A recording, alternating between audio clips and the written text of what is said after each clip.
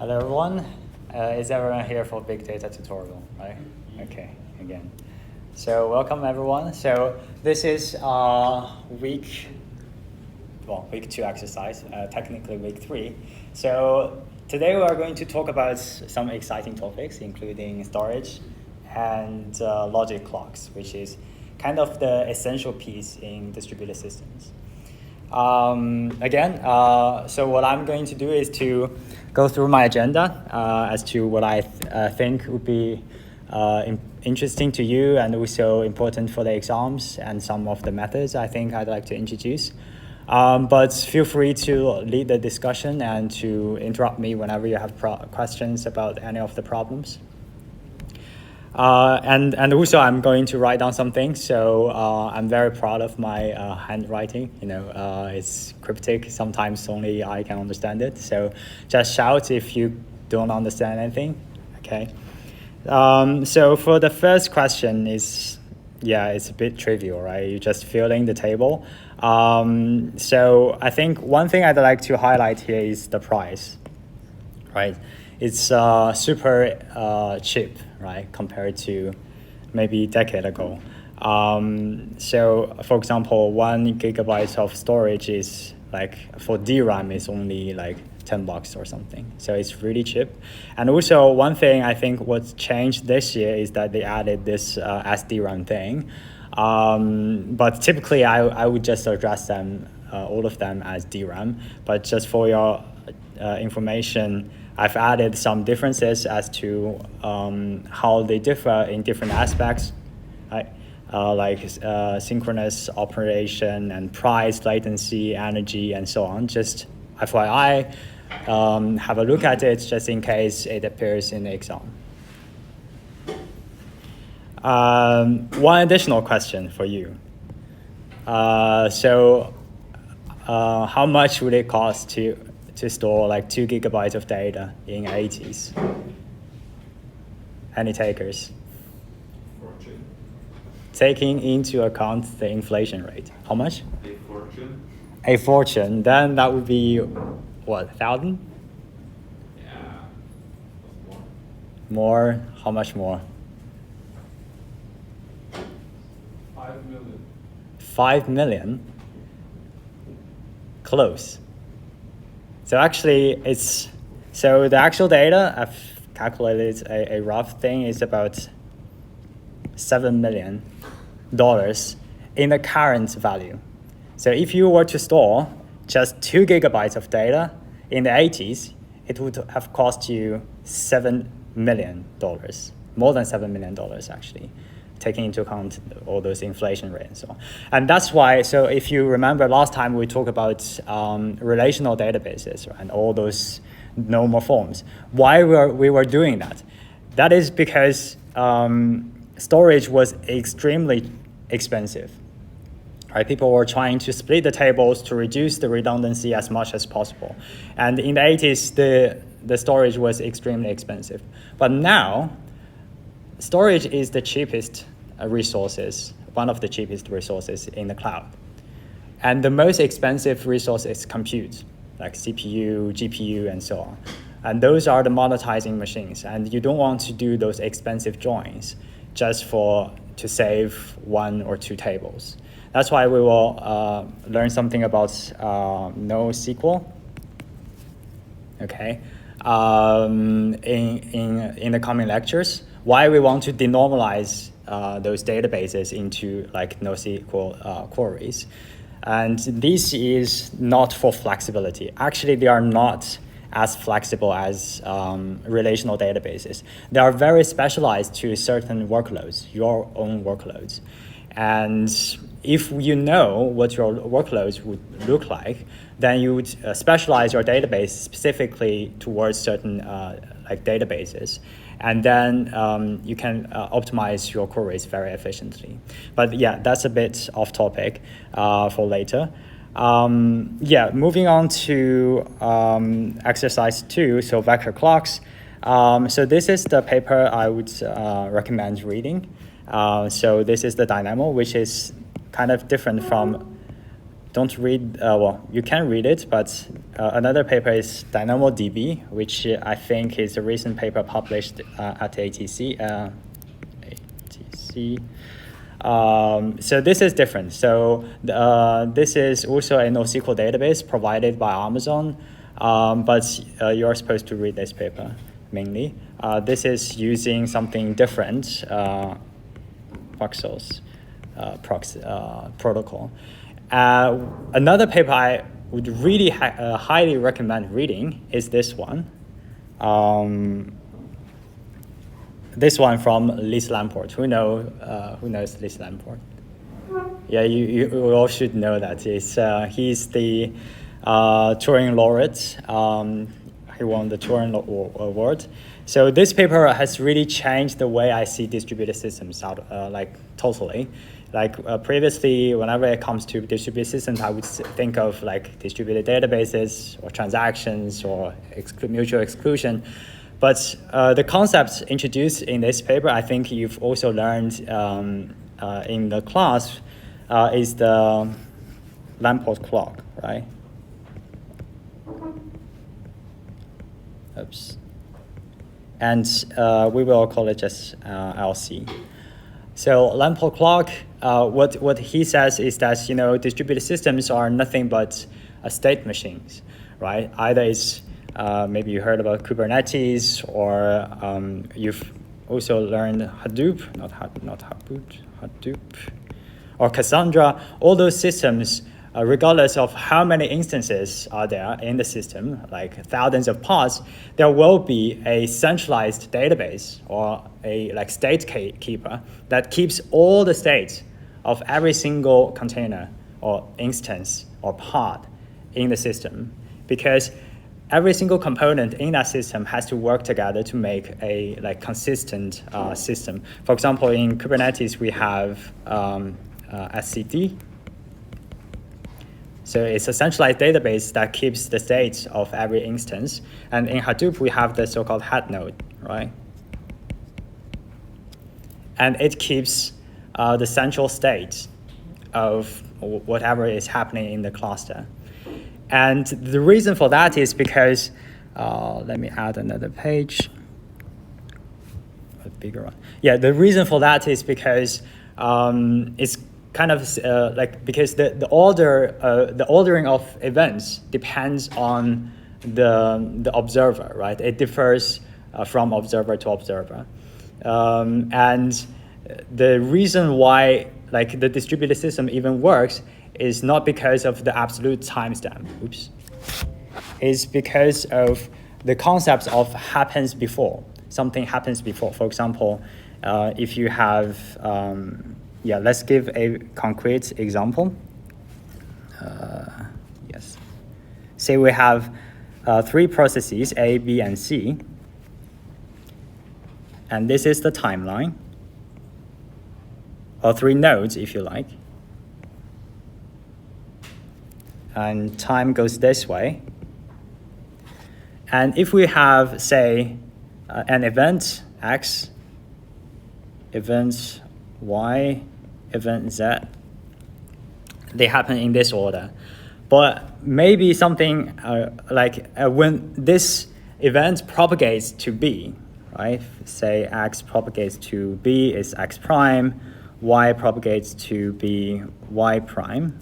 Well, maybe a bit later. Here. And Z propagates here. So the ordering changes because we are observing from B's point of view, B's timeline.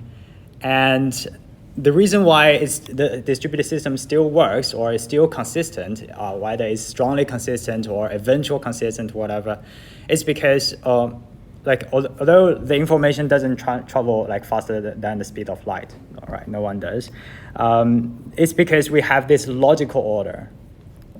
That's why we have something called the Lamport clock, right?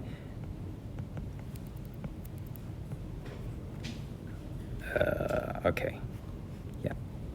So the Lamport clock of X, let's give it value to be 1. Initially, if you read the paper, every node initialize the Lamport clock to be 0, okay? 0.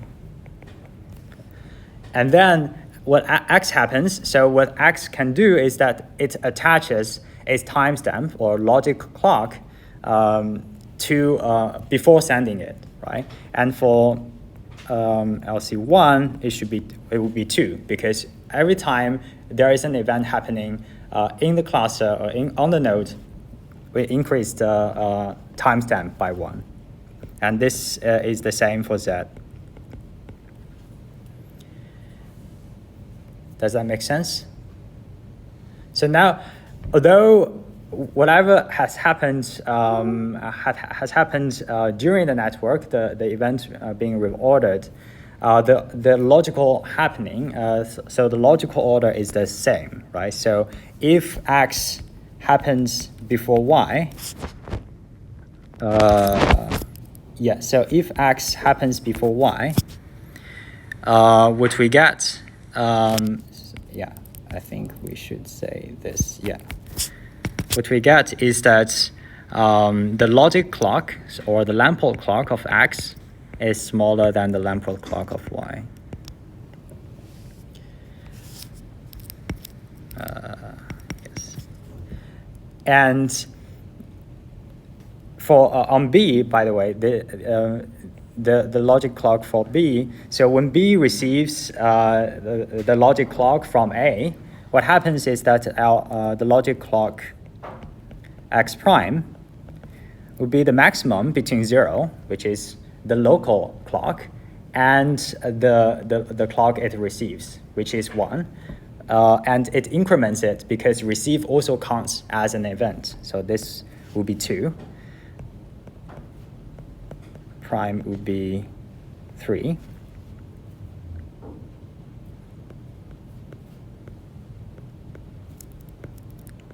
Would be 4. Yes. Does that make sense? Any questions at this point? Like the order is different now. That's true, yes. So by order, you mean the order of this one. So Y prime and Z prime compared to Y and Z. Yes, so this is because the logic clock here is the order in which they were being received. So the logic clock representing the receive event instead of the sending event. And that's actually a good point, because later we'll look at something called vector clock, which will keep the information, both information. And one other question actually relates to this, is, so if we know, for example, the logic clock of, say, there's another event happen. Here we have an event H, right? Because nothing has happened on C. The event H, so the logic clock of event H is what?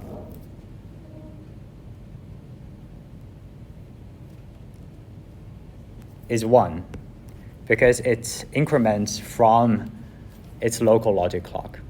So now the question is, can we say that, let me highlight 2, can we say that this event, well, logic clock is 1, and this event, which event happened before which? Can I say that event H happens before event Y prime? No, right? They're independent. So basically what this says is that, so we have, if we know the ordering of the event, then we can tell the ordering of their logic clock, right? If we know X happens before Y, like happens before a relationship, then we know that the logic clock X is smaller than logic clock Y. Then can we do this the other way around? Say, if we say the logic clock X is smaller than the logic clock Y, can we say that X happens before Y? No, right? So this is the Y like Lamport clock is not efficient in this case. So this is what is called, this is called the consistency with, sorry, I should have been more parsimonious about my space, with causality. So this is consistent, and this property, if it holds, then this would be, this characterizes.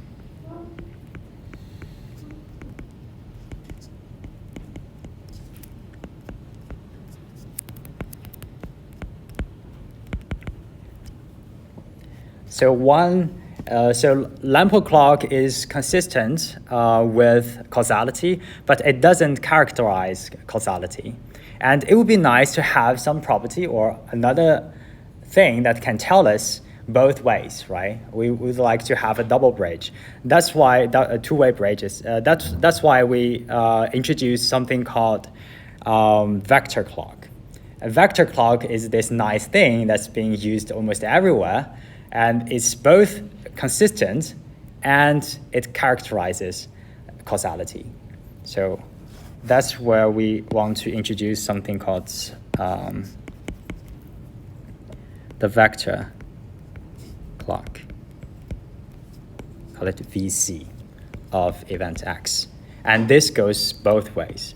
So if the vector clock of X is greater than the vector clock of Y, then we can tell, so this is a double way, X is greater than Y. Y prime would be received at node C. Y After prime. H, like what Lamport struck with the Y prime received at C then? Yes, right. So the question is, if we were to use Lamport clock, what would be the VC of Y prime in that case? So yeah, that's a good point. Actually, we will have more exercises about this, but to quickly demonstrate this, so what vector clock is nothing but a vector of Lamport clocks. So basically, Lamport clock is a single number. Vector clock keeps all the nodes, keeps all the history of all the events have happened. So basically, have happened. For example, in this case, let me change to another color. Yes. So the Lamport clock, what we do for Lamport clock, is that we initialize the Lamport clock. We have the same number of clocks in our vector as we have nodes or processes in our cluster. So in this case, we have A, B, and C. We have three processes or three nodes. Then we would initialize the Lamport clock to be 0, 0, 0.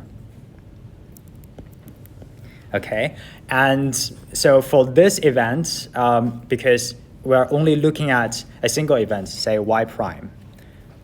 See it? Yes. For Y prime, so this Lamport clock is, we have a subscript saying that this is for Y, right? Y and Y prime. And Y being sent, so initially, Y would be initialized to, so in this case, the first event happens on the first node, so this would be 1 because of X. And then for Y, Y got sent again, so we increase the vector clock to 2. And before sending this event, A will attach this vector clock, this vector, to with a message to B, and give it to B. So B will receive this vector as a so-called context. And then B will increase its vector like this. This is because receiving only also counts as an event. And before B is going to do anything with Y prime, it will also increase its vector clock to 2 and maybe sending it to somewhere else. And this will be the context attached to that event. Does that make sense? Yeah. And we will look at the ordering between these events as well. And by the way, when I was addressing this problem, I'm ignoring other events. I'm assuming that the event order comes here, here, and goes here. Otherwise, it's going to be a mess. I was actually wondering, like, B receives X, B receives Y, Yeah. D receives Z. Yeah. And then C would like initialize H, and then would receive Y prime. Right. Yes, that's true. Well, in that case, so as I said, like I'm not taking into account this edge anymore because otherwise there will be multiple like objects. I'm only I'm assuming that x, y are different values of the same object for this example per se. But of course we can have an internal event happening, for example h on C. Then in this case it only concerns with the third value here. So it will the logic clock of C was only initialized to 0, and only when h happened, this value will be increased to 1. So they are separate. But I'm still assuming that h is a different value of the same object. Sorry.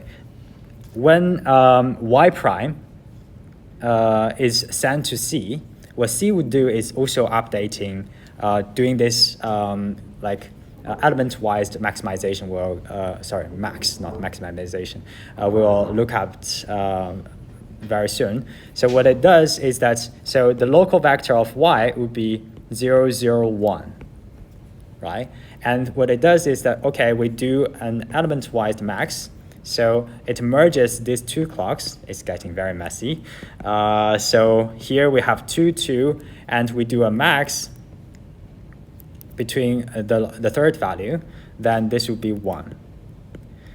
So that will be the context vector when node C receives y prime. And once it has received y prime, it will increase this vector to 2.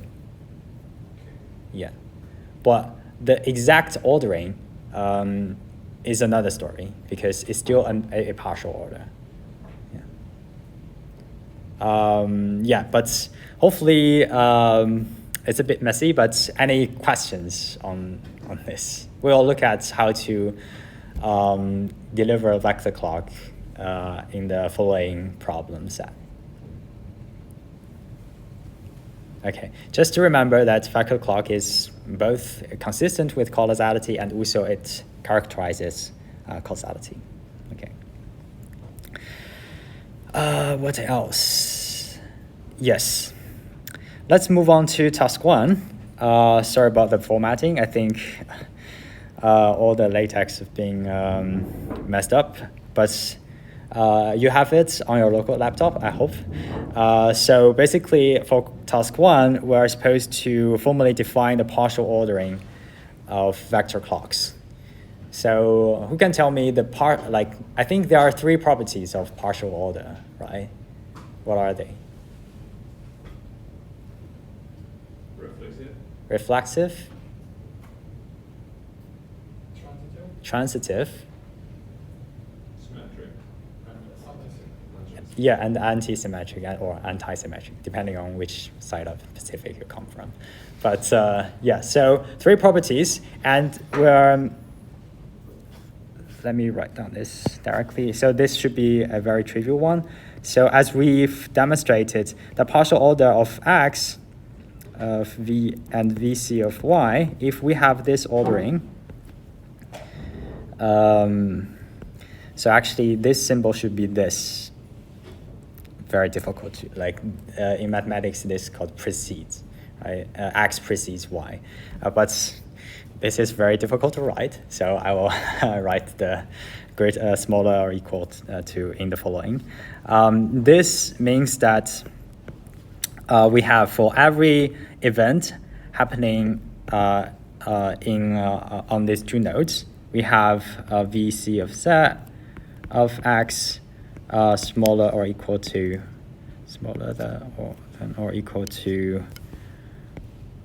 the VCZ of Y. Okay, this should be simple. Questions? What does set represent? Yes, so Z would be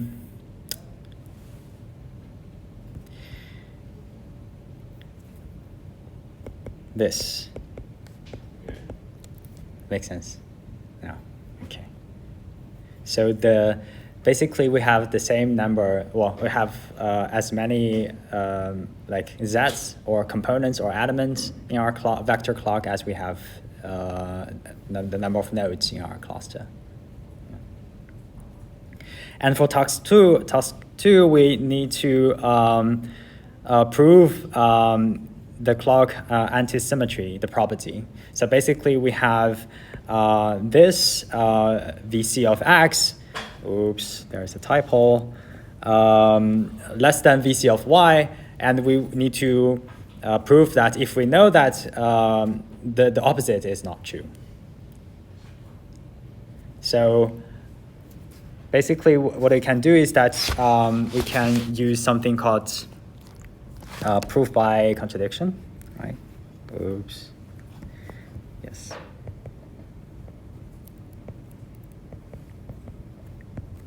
So first, let me check. Yes. So we can assume that first VC of X is smaller than the VC of Y, the vector clock of Y, and let's try this. VC of X or VC of Y is smaller than the VC of X. Okay, so we're assuming that both of them hold. Then we can say, given one, what we know is that, well, we know the property, we can say we have for all the events, for all the clocks on the two processes or two nodes is greater than or equal to no. Wait, do we have, let me check the solution. Do we have is greater than, is less than? Okay, so it's less than.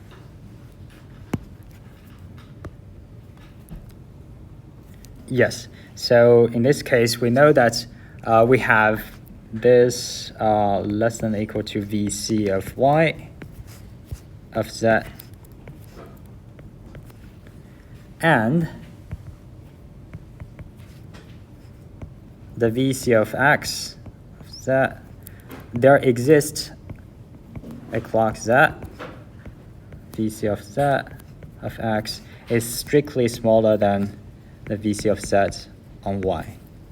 So that's why we have this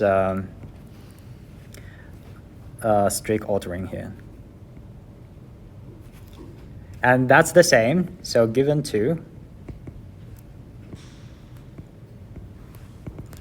we also have for every Z, we have VC Z of Y smaller than VC Z of X. And also this exists VC of Z X strictly, Y, strictly less than the VC Z of Y. And this is an answer. Right. Let me reduce this.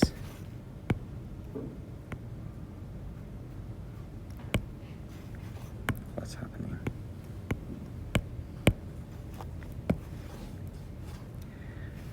And then what we can do that we can number these two. So we first look at these two conditions, right? So given 3 and 4, what we can tell, so this is the, so given these two conditions, 3 and 2, what we can tell that every single clock in these two vectors should be the same, right? So for all z, VCX of z should equal to VC z of y, because these two have to hold at the same time. And then we can investigate these two conditions. We say this is 7, then 7 arrives at a contradiction with 5 and 6.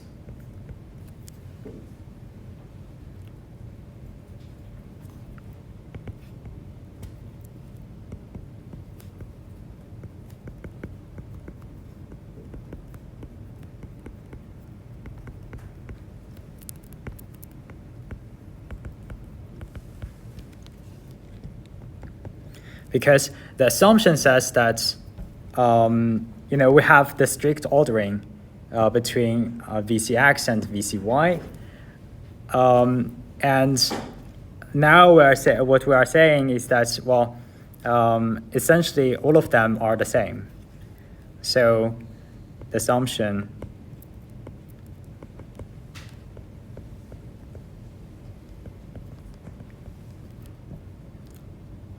one and 2 both hold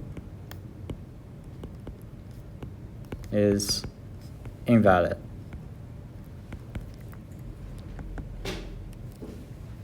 Which means that this doesn't hold. The anti-symmetry holds. The property holds as well. Do we need part 5 and the proof before the proof for the partial, sorry, the definition for the partial order? Sorry, come again? The part 5? Yes. Do we need that for the definition of partial ordering about?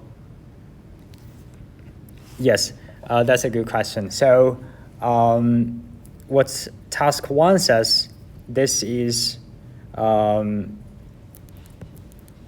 task 2 is strict partial ordering, meaning that we don't allow concurrency. So if you want to prove task 2, actually you need to prove 2 things. One is the partial ordering, as task 1 said. The second is concurrency. You need to demonstrate that there's no 2 events that were happening concurrently. That's why we need to demonstrate that, we need to show property 5 and 6. They're actually very important. Yeah. So in task 1, we allow concurrency? Yes, in task 1, the vector clocks, every clock on node X can be the same as on node Y. Yeah. Okay. Any questions? Okay, should be simple. Then we move on to task 3. Okay, the formatting is off again. So first, let's get the notation out of the way, okay? So I think, so the notation we are using here, so take this, for example. So as 1, we have what? A vector clock, and so 0, 0, 0, 1. So this is the node or the process that's doing the operation. So this is nodes, the process that's doing the operation. A is the value that's being written or is being received. This is node 0, the vector clock of 0, vector clock value or Lamport clock value of node 1. node 2 and node 3. Okay.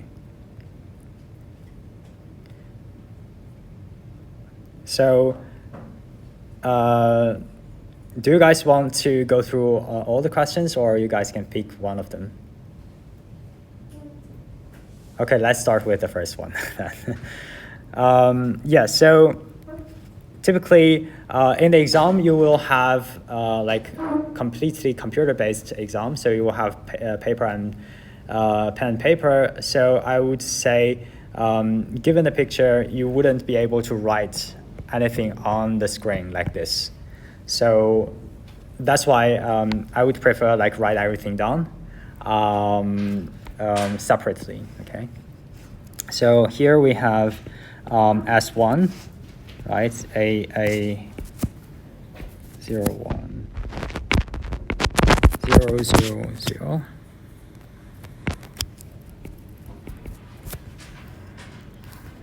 I just omitted the brackets. And also we have S3, BB 0, 0, 0, 1, 0. And so this is the way I do this kind of questions, right? It doesn't necessarily like you have to do this way, but you can augment this method further. But the way I typically do this is a two-step method. First, I do element-wise max, and then I do the increment.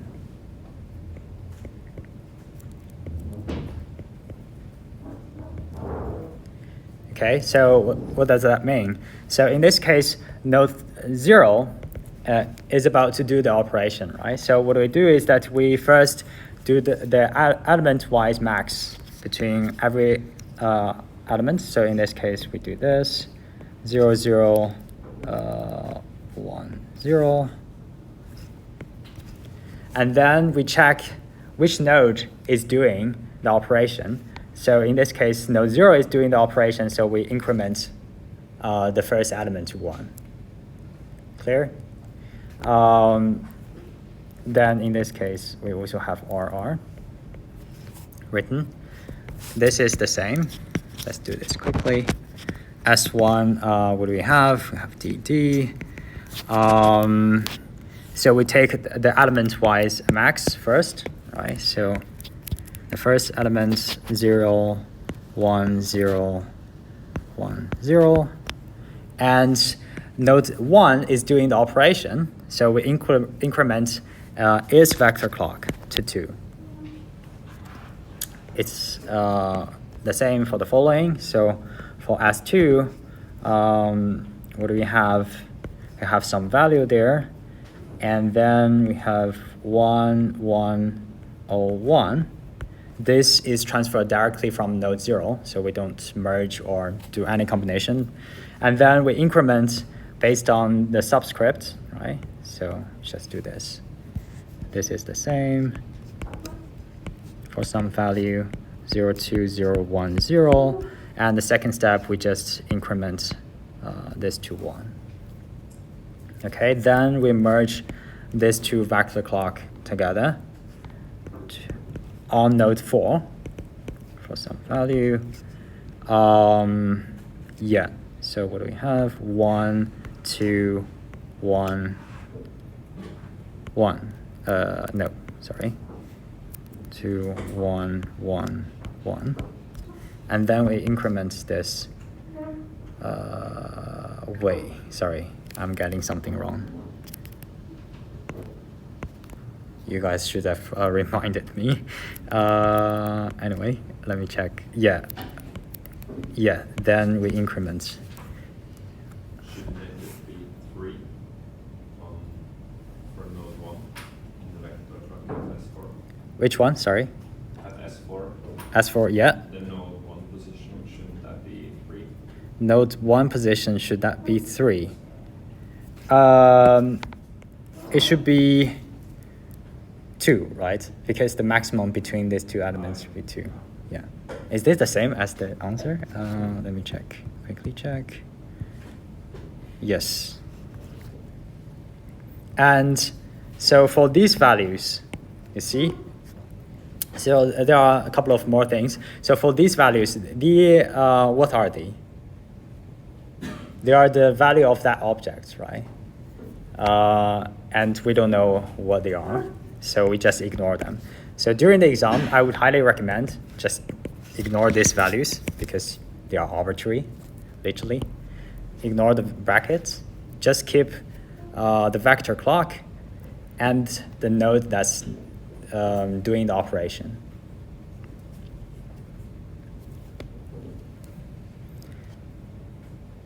For this question, any questions? No?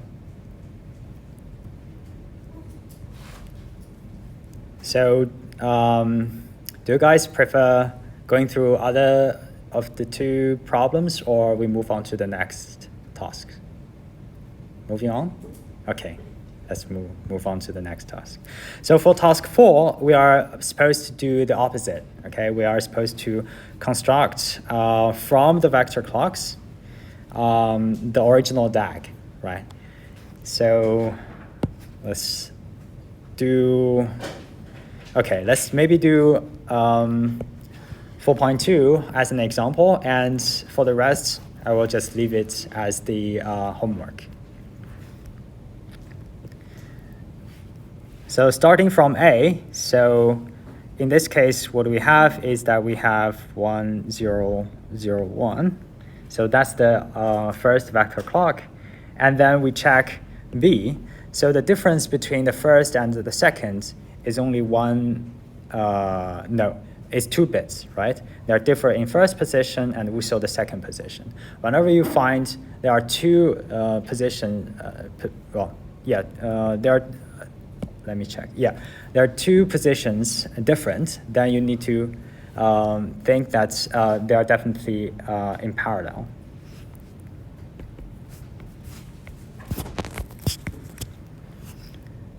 And then we check C. C is having like 1 position different from B. So this would be a merge between these 2 vectors. Right, so first we merge these 2 as 1, 1, 0, and then this increments to 2. So this we can say, well, this definitely happens on node 0. This originally happened on nodes 0.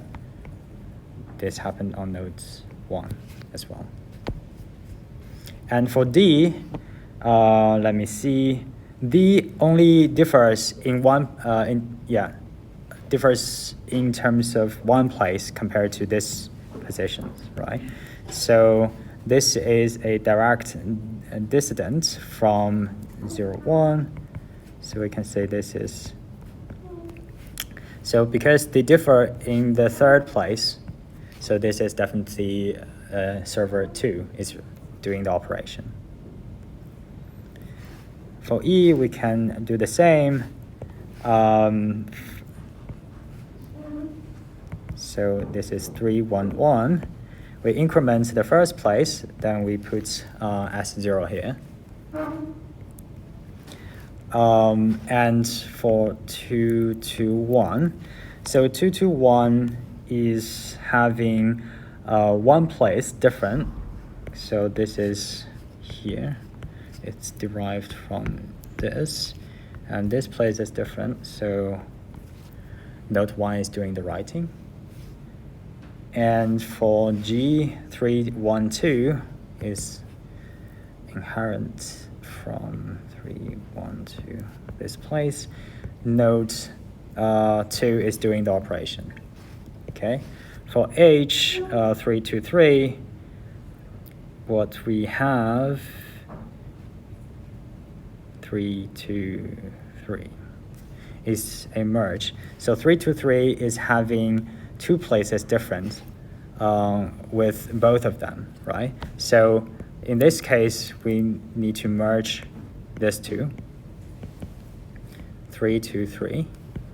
Right, so during the merge, what we have is 3 element-wise max, and we do the increment. And this indicates that node 2 is doing the operation.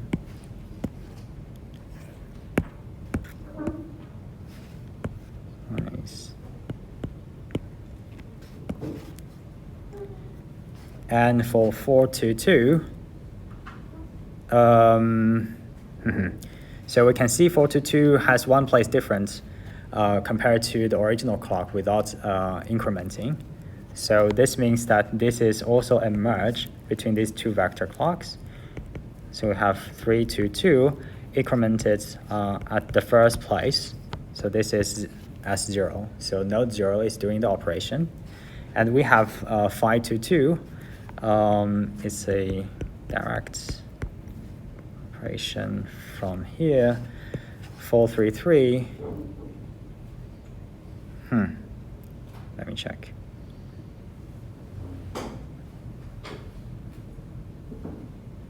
I think I'm doing something wrong.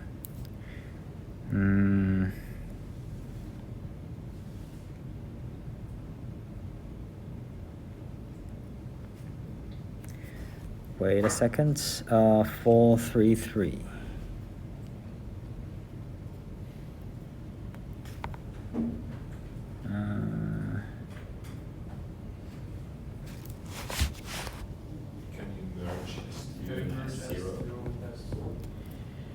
Help me out, guys. Sorry?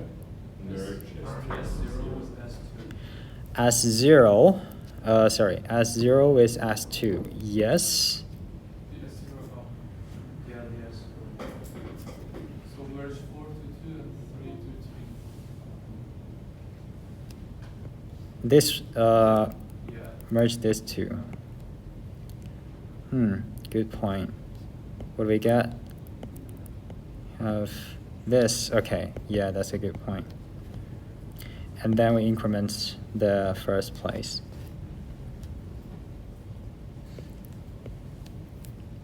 And then we have 5 to 3.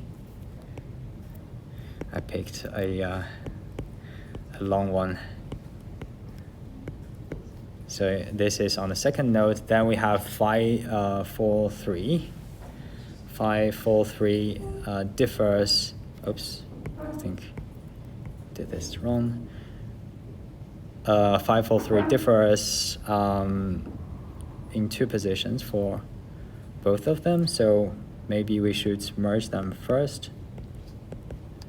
In this case, we have 5, 3, 3, and we increment this the second place. And then we have 6, 3, 3. Oops, this is getting long. 6, 3, 3. We have this merged. 5, 3, 3. We increment the first place to 6, and this is the first node that's writing it. And for the final 6, 4, 4, basically is the merge between these two nodes. Okay. We have 6, 4, 3, and we increment the last position. Thanks for helping me out. Okay. Oof. So that's a long one. Yeah, so basically during the exam, just try to simplify as much as possible. Just only keep the essential information. Question? There are multiple different solutions, right? You mean for this question or in general? Oh, I mean, for this question, I think there are. Yeah, I think so. I think, yeah, you can do this. You can derive other solutions as well. But I think in the exam, there will be only one solution, so you can make sure of that. Yeah. Okay, I don't think I have, I'm in the mood of doing another one, but you get the ideas, right? So first do the element-wise max and do the merge. So first do the merge using the element-wise max and do the increment. And for this, you just check how many different places there are between two vectors. Okay. Oof. So for task 5, this is more of a real-world situation where you need to specify the context factors along the way. So this is the simple one. So given the DAG, and you need to fill in every single operation. So for at time t0, S1 and S3 is giving out or is sending out the information, right? So first, the 1 is the key. So you can basically ignore that. And also one important assumption, I think this also applies to the whole course, is that we assume, or this course is assumed, this course is assuming that only put or write operation increases the clock.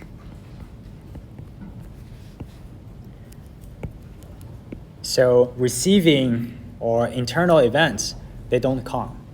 Don't ask me why, I don't agree with this, but so this is how you should do in the exam, okay? So technically speaking from the paper, like every event should count.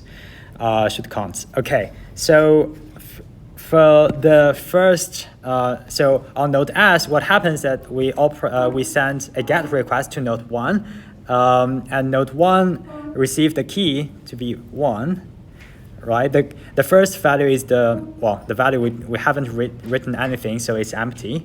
It can be anything. And the context is also empty as well. And in this case, what we are doing is that we are putting A, right? So the last value by convention in this triplet, the last value is the value we are writing to. So, and the context factor, what would be the context factor? The context factor would be, so how many nodes do we have? We have 4 nodes, so we initialize everything to 0, right? And then node 1 is doing the operation, so we increment this to 1. So the context factor is 0, 1, 0, 0. And for S, it's the same. We have nothing in advance, and the context is empty as well. And then node 3 is doing the operation. Sorry, I think we have 5 nodes. Yes. So this is the context, right? So basically they have different context factor at the beginning because it's a distributed system. And then what we do is that we are looking at T2, and we have S3 receiving both context vectors or vector clocks and the values from both S1 and S3. So the value we are getting is A and BB, right? So A, BB, and the context vector would be a merge between this vector and this vector, right? So this would be 0, 1, 0, 0, 0, 1, 0, 1, 0.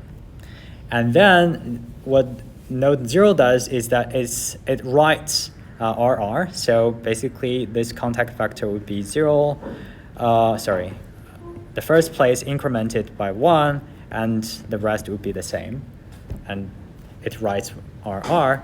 And let's look at the DAG. So S1 is receiving events from both S1 and S3. So the value here is also A and BB.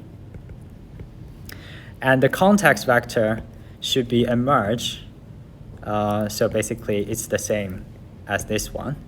And then S1 is putting 1. S1 is writing here.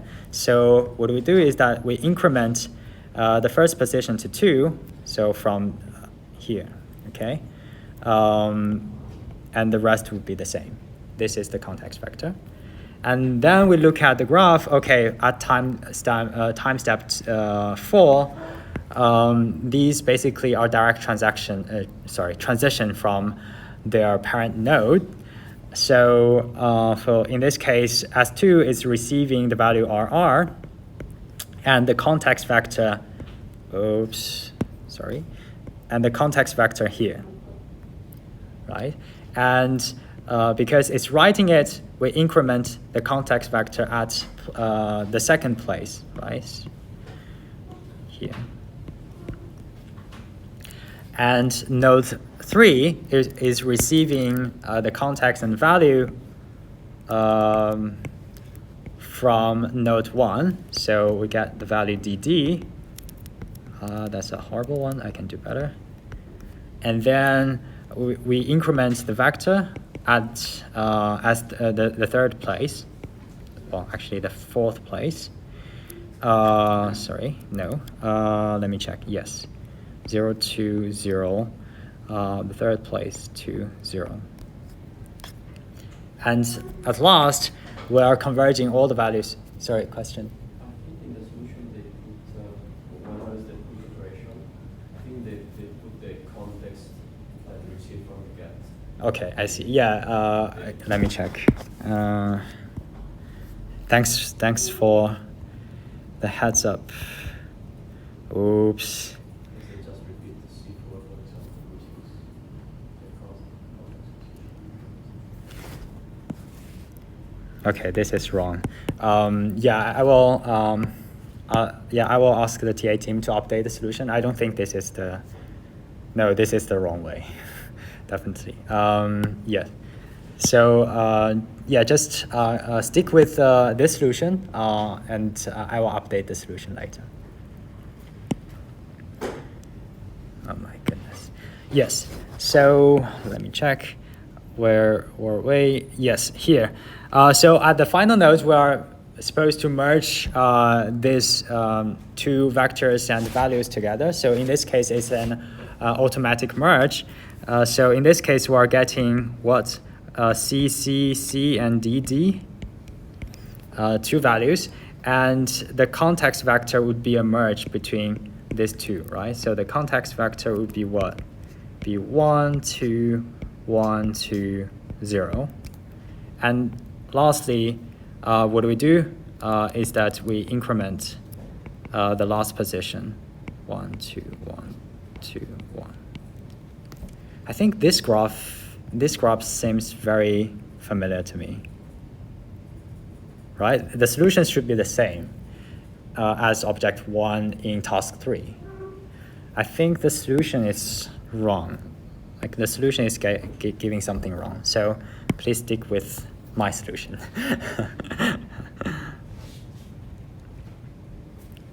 Okay. Yeah, and I will also update this messy notes to my GitHub repo, and yeah, you can double check there as well. Any questions at this point? Okay, moving on. Sorry, sure. Maybe, I don't know, like CCC and DD are those like the values to a specific key or what? Yes. So, yeah, I was also a bit confused when I did this problem. So, in this case, we are assuming that we are always operating on the same object. Yeah. So, yeah, with the same key. And so we're not getting only one value, we're getting two different values. Exactly. The Yeah. same key, and we're fine with that. So yeah, in this case, what we arrived at is two values, CC and DD. And this is where you need to make the choice. So the vector clock is automatically updated, but because it's a partial order, so there are concurrent events happening. So I'm not sure if anyone is using margin nodes. So sometimes you need to make the decision whether you want to replace the local version from the cloud or with a cloud version, or you need to do the other way around. That's where the system can't decide which version is the newest one to you. So you need to make the call. So in this case, yeah, maybe I would prefer CCC. You would prefer DD, yeah. Yeah, but are we as a user getting the two different vector clocks, or are we getting the vector clock 1 to 1 to 1? The vector clock is always automatically merged. So we're getting one single vector clock, but we're getting multiple values. But how are we then going to decide which value C is if we don't get any information about how they work? Right, I think that's a valid question. So in this case, you see, I think the way they circumvented this kind of question is by always writing a new value. In this case, like this node is writing FFF to replace both values. But I think, yeah, that's a really legit question to ask, because I wouldn't know which value is the newest. Yeah, but typically what you would get, especially for example on GitHub, if you pull an update, you will get a conflict, and you will get the real values instead of a bunch of random numbers. You would see, well, I have this line and that's that line. This is the current value and that's the coming value. Which one would you prefer? And you can semantically resolve. I think on the slides there's something called semantically resolving the conflicts. That's what it means. Okay, so yeah. we don't actually resolve using the vector clocks, we have to resolve That's true. on Yeah. our own Yeah. preferences. So, Yeah, that's true. Yeah. thanks. Nice. Yeah, good question. Yeah, so we're coming to the end of the exercises. So for Markle trees, I think this is more used in blockchains or bitcoins than in like distributed databases. But basically what it says is that, so taking the task 1 as an example, so during so this would be like the easy one of the easy questions you would get. So basically when you get the question, you just basically eyeball which nodes are different. Okay, just by eyeballing, like in this case, the only difference happens here, right? So we retrieve node A and we compare node A, or node A are the same, right? We compare B and C are the same. So if the parent node are the same, then there's no need to go downstairs, because the lower level nodes, well, the higher level hashes are dependent on the lower level. So if they are the same, we can guarantee that all its children are the same as well. This is the merit of using Markle trees. So we can reduce the complexity of comparing two-tree structure. Question? What if?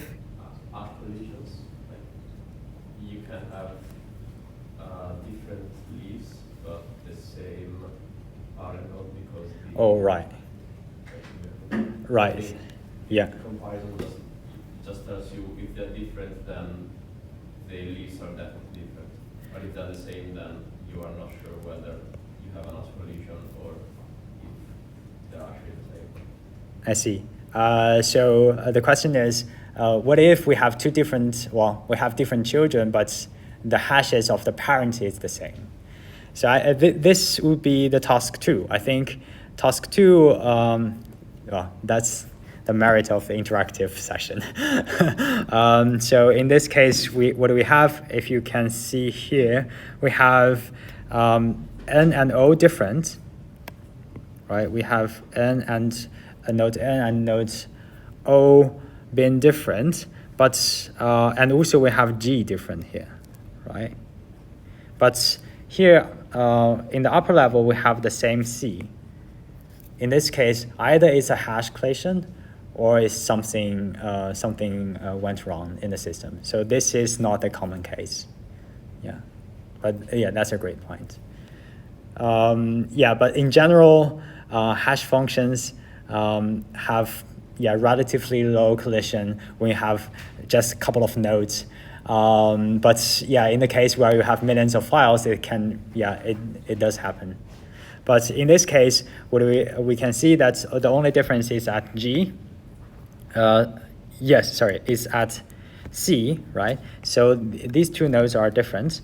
So in this case, you can inspect its children. These are the safe nodes, but G are different. So you go down the tree to the left and spot the differences. In this case, the difference were caused by node N and node O. Okay. Questions?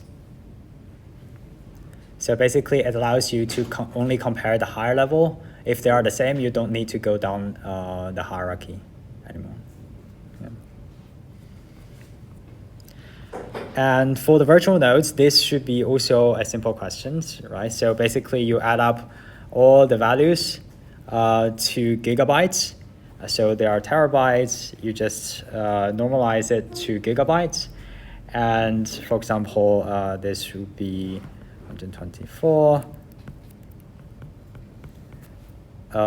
In this case would be 512, 256, and you normalize them to the same units, so in this gigabytes, and to add the sum, so the total number of gigabytes divide by divide by the virtual nodes. So that's, you know, that's how much memory each virtual node should process. And in this case, I remembered, like, let me directly go to the solution. So in this case, what you add up is this 1,902 gigabytes of storage. So this is basically the capacity of the whole cluster. And what you want to do is that you want to distribute this capacity to this number of virtual nodes, right? So in this case, we end up with 2.42 gigabytes per node. And then you compare, right? So you just assign virtual node to every single physical node. So in this case, we look at the first node, which is 8. So the first node has 8 gigabytes of memory, which is larger than one virtual node. So it's also written down here. So basically, whenever you have a virtual node slightly greater than, the physical node slightly greater than a virtual node, you just round up to the next level. So in this case, you take 2 tokens instead of 1, just to give yourself a bit headroom to compensate for like extra peak powers, peak load. And you do this for the same for the rest of the nodes, physical nodes. Okay, I think, any questions for the last problem? Should be easy, right? You guys are ETH student. Okay, so yeah, so that's the end of the exercise. So basically, to quickly sum up, I think what's the most important items of this exercise are vector clocks, Lamport clocks, the properties they have, as well as, I think this is very important, although trivial, but please practice, because you would have, well, in my year, I had 3 or 4 questions on this. Yeah. Do you know whether we will have like input for taking notes during the exam, or will there be no aids allowed? Yes, you will have scrap papers. You will have pens. You can ask for extra papers, but you can't literally write on the screen. So that's why I would recommend the way you practice these problems is to write down the thing separately instead of on the note, on the images. And to simplify the notation for yourself, like get rid of the values because it's arbitrary, get rid of the brackets and so on. Yeah. Okay, then. Another thing is that, as I last time indicated, you are also supposed to go through the JSONic worksheet as well. So, Yes, so maybe still here. So basically this week is still trivial. So you load the notebook and go through some basic syntax, right? Like do if and else and loading a file. One thing I'd like to stress here is that when loading a file, this is the same. This applies also to other formats, JSON, CSV in later lectures. You can specify the name to a local file, Or you can also specify the URL to that file if it's publicly available. Actually, you can also put on your GitHub and you pass the URL to the GitHub file. This function also does the work. So give it a try. Still some simple stuff, but yeah, later, especially during the exam, you need to write queries in JSONic to do some practical questions. Final questions.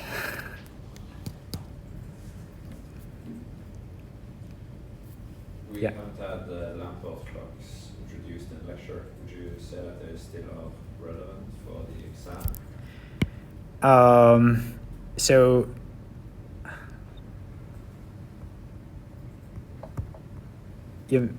yes, you mean here, right? Yeah. Did the lecturer like go into details of the Lamport clock?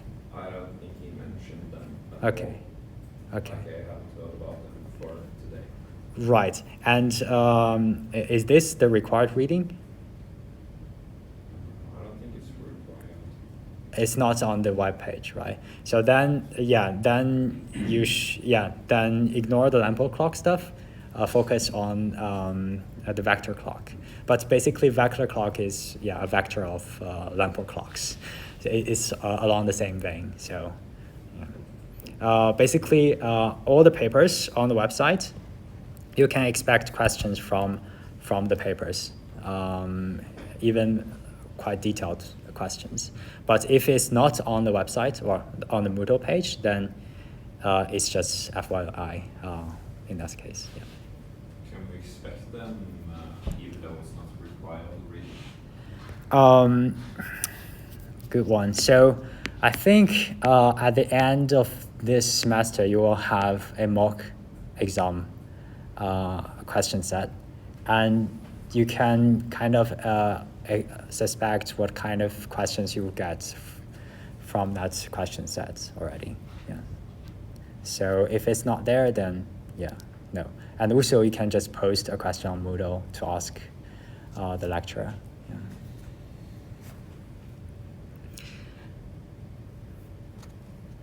Okay then, guys, we've got half an hour back. So that's that marks the end of the session, and I will stick around for any potential questions you might have from the lectures or from the exercises.